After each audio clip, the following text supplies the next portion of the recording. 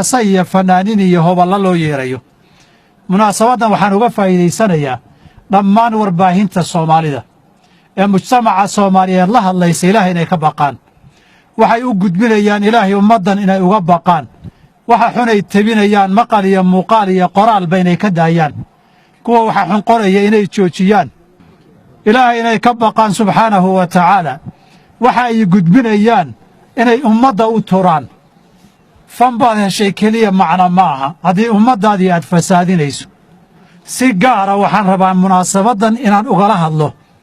TV-yada iyo kanaalada Soomaaliyeed qaar ka mid ah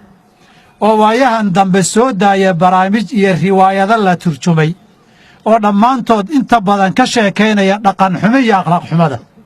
naaga farnin wada qabaan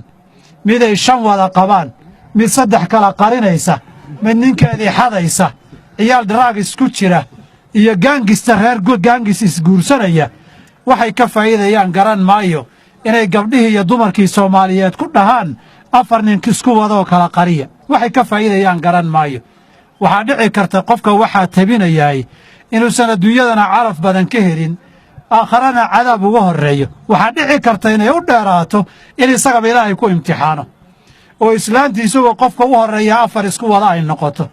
isaga hooyadii ay bilowdo isaga walaashii ay samayso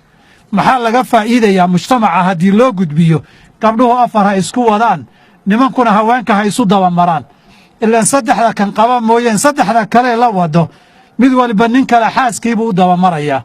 war inagu waxaynaa isbarin war jiilkeena generationka yanaan fasaadinin war ummadda luntay ee fasaaday fan baan kaga raadinayaa ummadda yaan loo khaliyo fasaadin ilaahay looga baqo